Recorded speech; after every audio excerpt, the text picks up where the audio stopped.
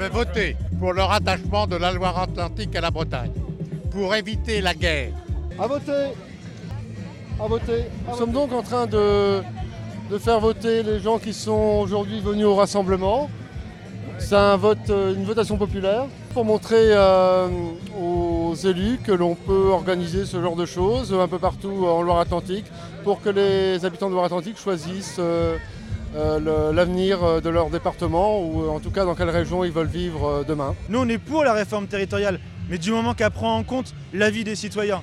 Et c'est pour ça qu'on organise cette votation symbolique aujourd'hui, c'est parce qu'on a l'impression de se faire voler notre droit à l'expression démocratique avec cette réforme territoriale-là. On a des élus qui défendent un peu leurs intérêts auprès du gouvernement, mais la population s'en est quoi dans toute cette histoire? Nous ce qu'on veut c'est qu'on nous demande notre avis, parce que ça fait des années qu'on se mobilise pour ça. On était 10 000 le 19 avril à Nantes, le seul territoire où il y a une mobilisation dans le cadre de la réforme territoriale, et c'est comme si on avait été balayé d'un revers de main, qu'on comptait plus pour ce gouvernement et pour ses élus. Nous, ce qu'on veut mettre, c'est la démocratie au cœur du jeu politique.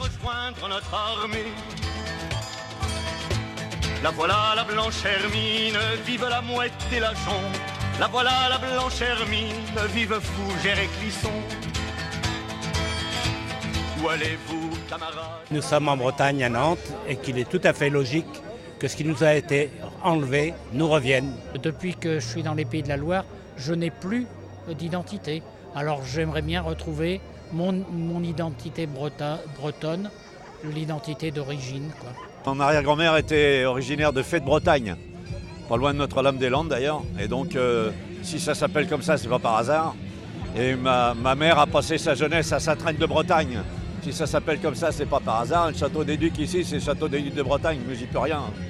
Et je trouve qu'on est dans une grosse stupidité. En ce moment, il y a la Bretagne historique et la Bretagne administrative, mais c'est pas la même. Non, mais il faut arrêter les conneries là. Et puis d'un point de vue économique et humain, on a tout intérêt à ce que la Bretagne se regroupe. Et je pense que les chefs d'entreprise, etc., sont pas dupes. Quand on voit les publicités qui sont faites pour les produits faits en Loire-Atlantique, la plupart ils prennent l'image Bretagne.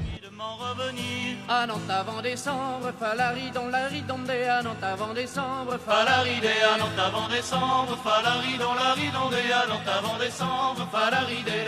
Sont présents aujourd'hui ceux qu'on n'a pas voulu écouter, c'est-à-dire le peuple qui, pacifiquement, mais avec toujours la même fermeté, dit ça va pas, la réforme territoriale, elle a été faite avec des gens qui, dans des bureaux, derrière des technocrates, ont avalisé des trucs.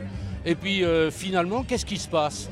On était les seuls en Bretagne, en France, à être considérés par tous les observateurs comme la région où ça se passait mal et où il fallait revoir quelque chose.